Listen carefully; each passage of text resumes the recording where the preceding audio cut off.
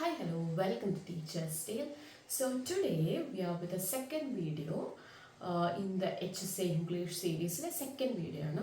Hope you like the first video and അതിൽ നിന്ന് എന്തെങ്കിലും ഒരു knowledge കിട്ടിയെന്ന് വിചാരിക്കുന്നു. First video was about Sonnet 121 by William Shakespeare and we discussed some main points.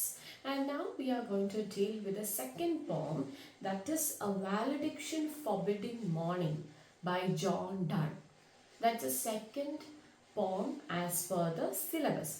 So, A Valediction Forbidding Mourning by Donne. Okay.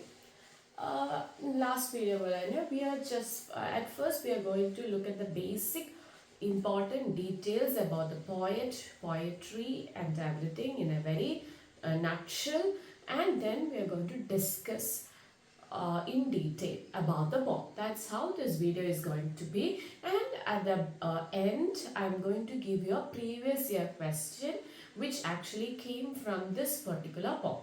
Previous year രണ്ട് question paper ആണ് എനിക്ക് കിട്ടിയിട്ടുള്ളത്. അതിൽ ഇതിന്ന് ഒരു question വന്നിട്ടുണ്ട്. That we'll discuss at the end. So please do watch the video. Thank you. So, A Valediction Forbidding Mourning by Donne. So, ഈ ഒരു പോം നമ്മുടെ പി ജി അല്ല ഡിഗ്രി പി ജി സമയത്ത് നമ്മൾ എന്തായാലും we came across at least once we had came across this particular poem by Donne. And when the name Donne എന്നൊരു name കേൾക്കുമ്പോൾ തന്നെ അറിയാമായിരിക്കാം that he is a metaphysical poet. He is a metaphysical poet, and A Valediction Forbidding Mourning is a perfect example of metaphysical poetry. What is metaphysical poet? And who are metaphysical poets? Metaphysical poets are poets in the 17th century. ഒരു group of പോയറ്റ്സിനെയായിരുന്നു നമ്മൾ metaphysical poets എന്ന് വിളിച്ചിരുന്നത്. And why they were called as metaphysical poets? Because they used to write about philosophical and spiritual themes ആണ് basically അവർ എഴുതിയിരുന്നത്. Even if they are writing about love ആണെങ്കിലും അവിടെ എന്തെങ്കിലും ഒരു ഫിലോസഫിക്കൽ അല്ലെങ്കിൽ സ്പിരിച്വൽ തീംസ് ഒക്കെ ഇൻകോർപ്പറേറ്റ് ചെയ്യാൻ മെറ്റഫിസിക്കൽ പോയറ്റ്സിന് പറ്റിയിട്ടുണ്ട്. And who gave the name metaphysical poets, അല്ലെങ്കിൽ who coined the name metaphysical poet?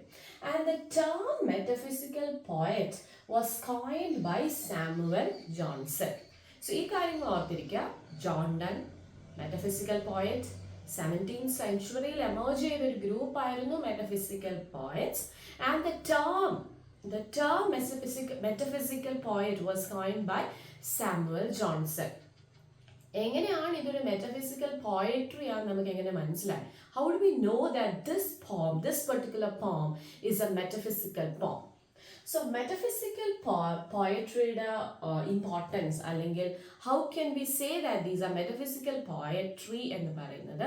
In metaphysical poetry there will be use of conceits ഉണ്ടായിരിക്കും, paradoxes ഉണ്ടായിരിക്കും, and also abstract contradictory statements ഉണ്ടായിരിക്കും.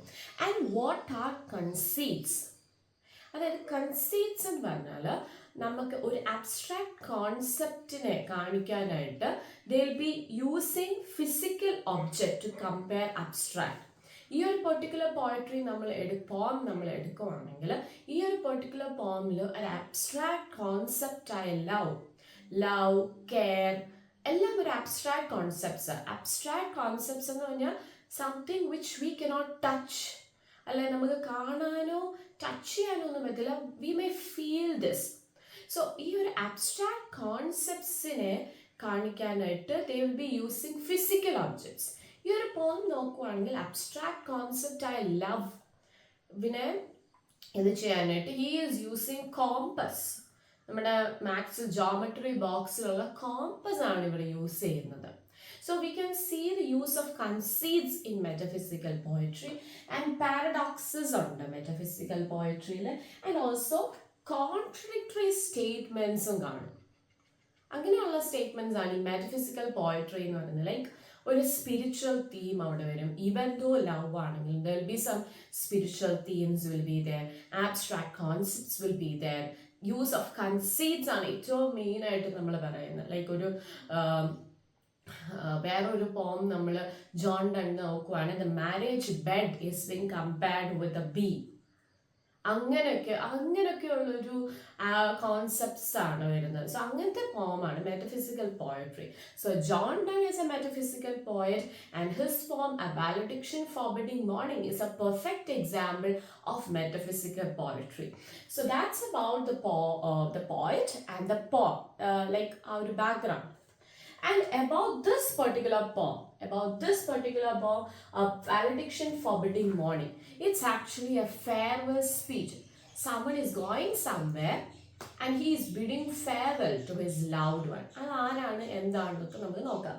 And before that, we are just telling a very short introduction about the poem as such. This particular poem, A Valediction Forbidding Mourning, is published in 1633. Please do remember the year 1633 in the poetry collection Songs and Sonnets. ഈ രണ്ട് കാര്യങ്ങൾ very important. The publishing year, that is 1633, and the poetry collection, that is Songs and Sonnets. HSA point of view നോക്കുമ്പോൾ ഈ രണ്ട് കാര്യങ്ങൾ വളരെ important ആണ്. Metaphysical poet, metaphysical poetry, കൺസീറ്റ്സ്, അതൊക്കെ ഇമ്പോർട്ടൻ്റ് കാര്യങ്ങളാണ്. And this is being published after his death, 1633. നമ്മൾ പറയുന്നത് this poem might have written in between 1611 or 1612 ആകാം എന്നാണ് നമ്മൾ assumption. But even if it's written in 1611 or 1612, on the whole it is published only in 1633. And the poem is written in iambic tetrameter. And our sonnet 121 was written in iambic pentameter. This poem is in iambic tetrameter. And how many lines for this poem? 36 line love poem. I'll ask you to study this also because നമ്മുടെ previous year question paper വേറൊരു പോമിന് എത്ര lines ഉണ്ടോ എന്നൊക്കെ ചോദിച്ചിട്ടുണ്ട്. So നമ്മുടെ ഈ ഒരു ഇതിനും നമുക്ക് നോക്കാം. So valediction forbidding mourning it's a 36 line love poem ആണ്. And sonnet it was 40 lines, 36 lines. And the rhyme scheme is ABAB. So one more time, 16 published in 1633 in Songs and Sonnets, iambic tetrameter, 36 line love poem, ABAB rhyme scheme.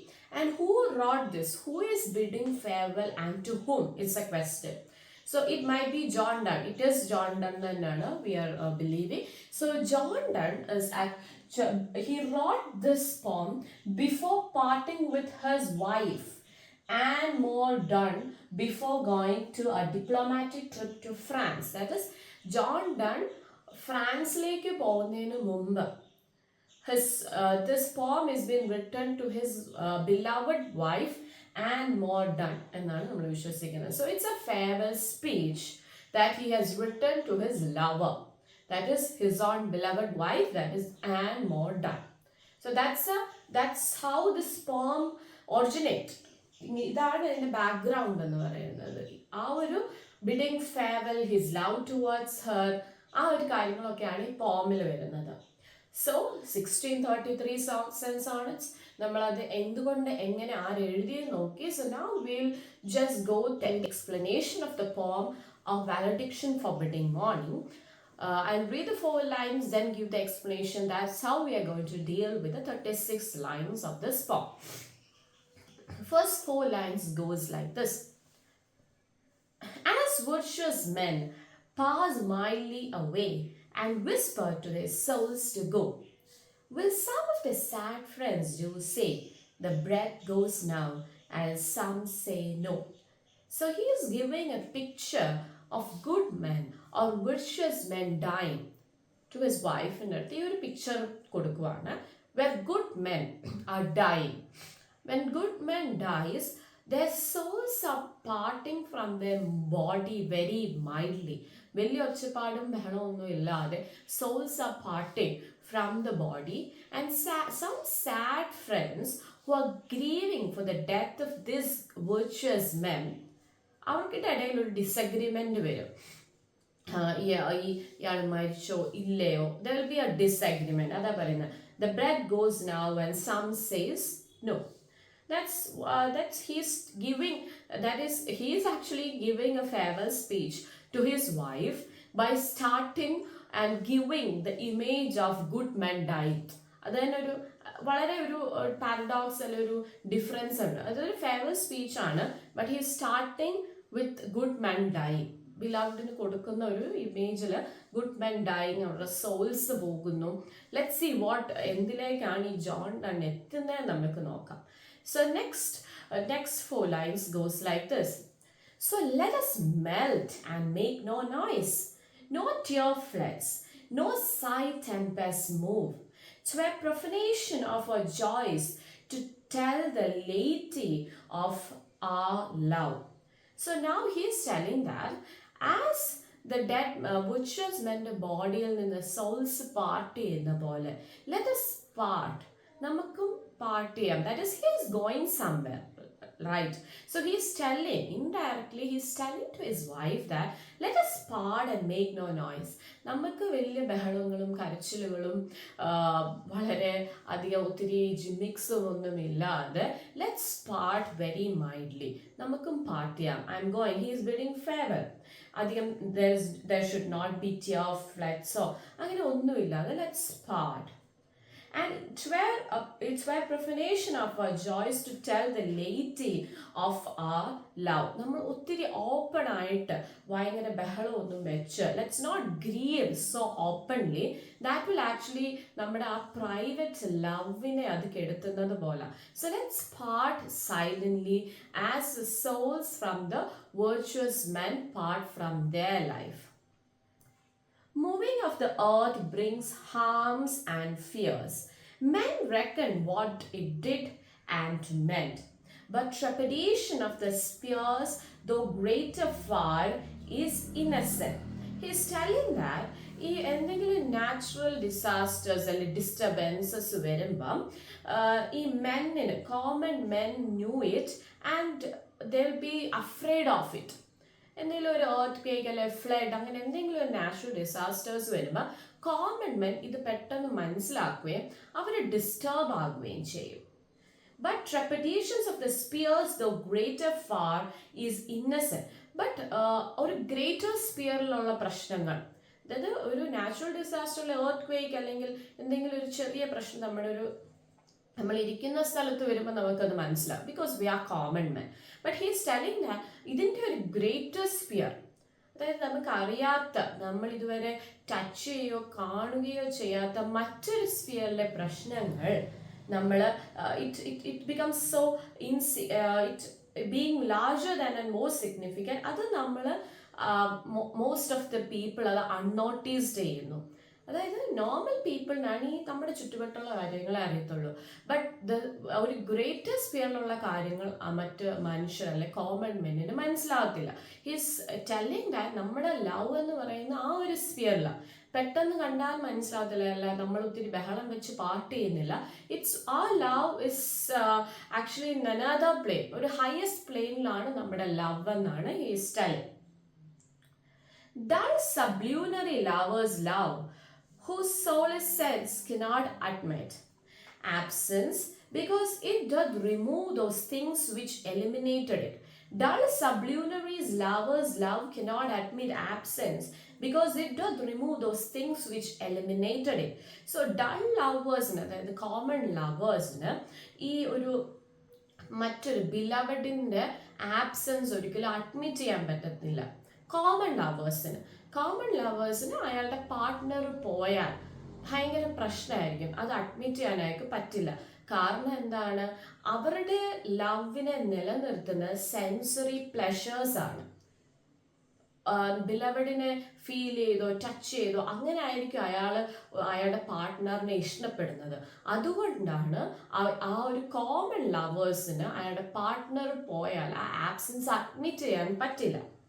But we, by a love so much refined that ourselves know not what it is, into assured of the mind, careless eyes, lips and hands to miss.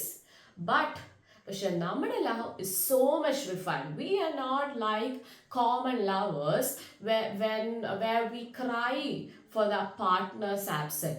Our love is so refined. Nammal common alla ordinary lovers alla. Nammude love is so refined that we ourselves don't know what it is. നമുക്ക് തന്നെ മനസ്സിലാവുന്നില്ല നമ്മുടെ love. Like it's in another plane. He is comparing his love towards Donne, and he's telling that our love is actually a platonic love. It's not based on senses. That's what he's saying. Inner assured of the mind, careless eyes, lips and hands to miss. We are not ഒരു sensory pleasure കൊണ്ട് മാത്രമുള്ള love അല്ല നമ്മുടേത്. It's actually in a highest plane, a different plane. Are two souls therefore which are one, though I must go endure not yet, a breach but an expansion, like gold to airy thinness beat. Our two souls are therefore one. We are not two souls. We are just one soul. Even though if I go somewhere else, he is leaving his wife in England and is going to France. Even if I'm going somewhere, our love is not breaking there. It's actually expanding. It's actually expanding like the gold expands. So he is avade oru comparison aanu. He is comparing his love with the gold. The gold ne namakku we can beat and we can make it thin. So likewise he's telling that even if I go somewhere, our love is not going to break, but it is only going to expand. Now moving to the main part of the poem, where he is comparing their love or themselves with a compass. It goes like this. If they be two, they are two so, as stiff twin compasses are two. Thy soul, the fixed foot, makes no show to move, but doth if the other do. So he's telling that we are like two legs of a compass. I tried to draw a compass. This is a compass, right?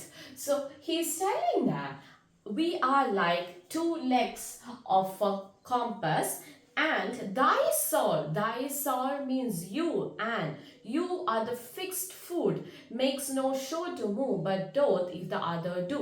And he's telling that, and you are the stationary foot of a compass.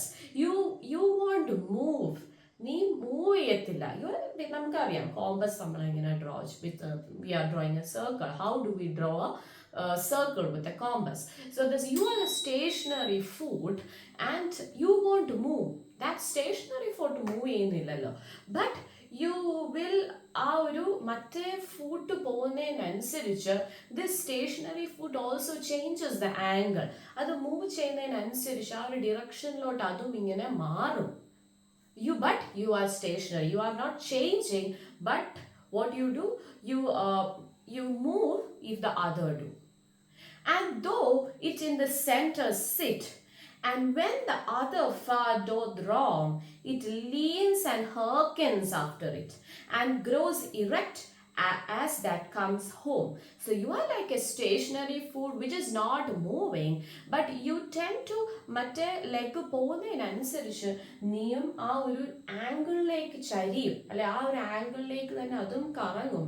And when it comes together, when it comes home, you stand erect. അതായത് move ചെയ്യുന്ന leg തിരിച്ചു വരുമ്പോൾ you stand erect. Like he is comparing Anne as the stationary foot and himself as this one. അതായത് he will move around, he will go ഫ്രാൻസിലോട്ട് പോയാലും എങ്ങോട്ട് പോയാലും you won't cry, you will always earn for the other person. And when this person comes home, ഈ ഒരു normal പൊസിഷനിൽ വരുന്നതിനാണ് പറയുന്നത്, when the other foot comes home, you will stand erect. You are again a whole after it. Such will thou be to me, who must like the other foot obliquely run. Thy firmness makes my circle just, and makes me end where I began. So he's telling that she is a stationary foot, and like the other foot I'll run, obliquely I'll run, but your firmness, because of you, as you are staying the firm, ആ ഒരു കോമ്പസിന്റെ stationery foot പോലെ thy firmness is making my circle a just one. ആ ഒരു foot ആ ഒരു വീട്ടിൽ അല്ലെങ്കിൽ ആ ഒരു പ്ലേസിൽ എന്നെ കാത്തിരിക്കുന്നത് കൊണ്ടാണ് my circle ഞാൻ പോകുന്നത്, it is moving very smoothly, that my circle is just and makes me end where I began. എവിടെ തുടങ്ങിയോ അവിടെ തന്നെ നിൽക്കാൻ പറ്റുന്നത്. Think of the compass and the circle. ആ ഒരു സർക്കിളും ആ കോമ്പസും മനസ്സിൽ കൊണ്ടുവന്ന് എനിക്ക് മനസ്സിലായി, makes me end where I began. ഞാൻ എവിടെ തുടങ്ങി അവിടെ തന്നെ നിൽക്കാൻ പറ്റുന്നത് because of your firmness. That's how he's bidding farewell to his beautiful wife and done and more done. So he is comparing their love to golden compare ചെയ്യുന്നുണ്ട്. That is, even if I move, our love is like gold. And also he is comparing they themselves with the two foods of a compass, where Anne is the stationary food and the next food is himself. That is John Donne thaneyanu ennu parayana. So this is about a valediction forbidding mourning, where metaphysical poetry, publishing date, where it is being published, 36 line, and his wife's name, അതൊക്കെ ഓർത്തിരിക്കണം. വൈഫിൻ്റെ നെയിമും important ആണെന്ന് ചോദിക്കാൻ ആർക്ക് വേണ്ടിയാണ് ഇത് എഴുതിയത്, and with ഹും അല്ലെങ്കിൽ എന്തുമായിട്ടാണ് is being compared with, and conceits, ഈ ഉള്ള കാര്യങ്ങളൊക്കെ ഓർത്തിരിക്കുക. And moving to the previous year question paper. ഒരു ക്വസ്റ്റ്യനാണ് എനിക്ക് കിട്ടിയിട്ടുള്ളത് പ്രീവിയസ് ഇയറിൽ. Well, the question goes like this, try to answer. John Donne belongs to the group of poets, namely option A, romantics, option B, movement poetry undallo, and option C, metaphysical, and option D, pre-Raphaelites. What's the answer? He belongs to a group of poets, namely metaphysical. He is a metaphysical poet. So the answer is option C, metaphysical. Hope you understood the poem and the basic structure and all. So please do read, please do watch the video and read if you can.